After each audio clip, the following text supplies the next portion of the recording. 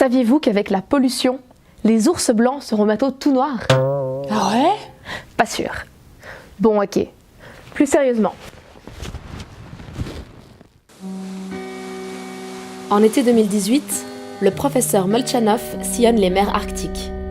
Son itinéraire l'emmène autour de l'archipel de la Nouvelle-Zélande. À bord du navire cohabitent étudiants suisses et scientifiques russes. Ils ont un objectif commun, étudier les changements en Arctique.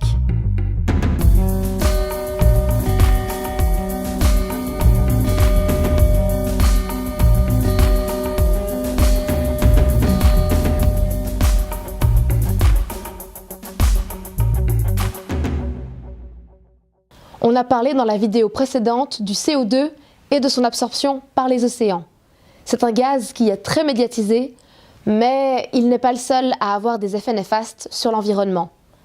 Malheureusement, l'activité humaine produit d'autres composants nocifs pour la planète, comme pour notre santé. La suie, par exemple, en fait partie. Quand on parle de suie, on fait référence à une substance produite par la combustion incomplète de combustibles fossiles, de biocarburants ou de matières organiques, comme c'est le cas des feux de forêt. Autrement dit, quand on brûle quelque chose, tout ne disparaît pas. Certaines particules ne sont brûlées qu'en partie et forment des agrégats riches en carbone. Le black carbon, aussi appelé carbone suie, est un composant de la suie. Ce sont des particules fines, très petites, dont le diamètre est inférieur à 10 micromètres.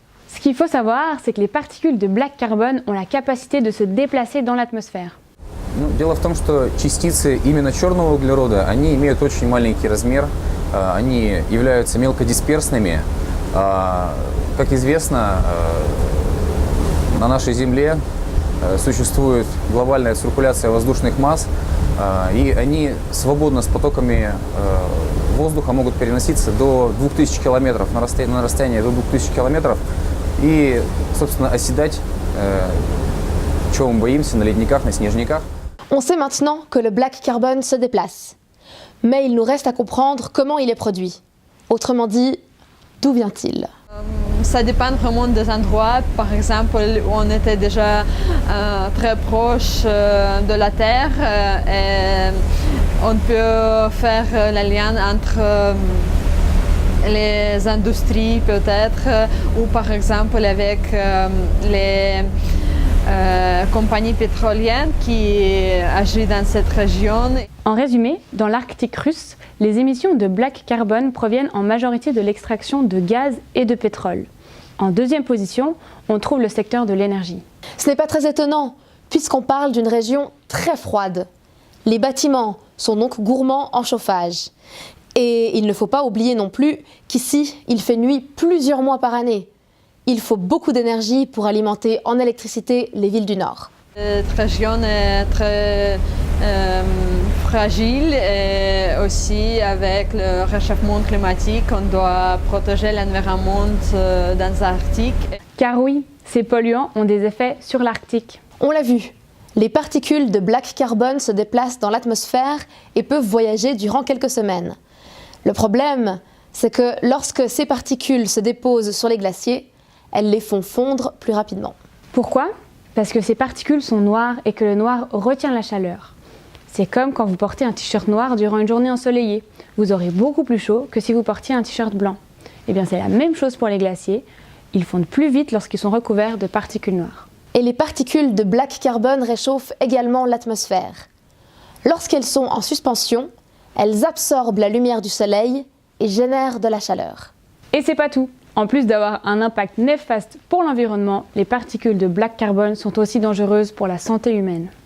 Опасность для здоровья человека все-таки имеют частицы с небольшим размером, с размером 2,5 мм 10 микрона и 10 микрон.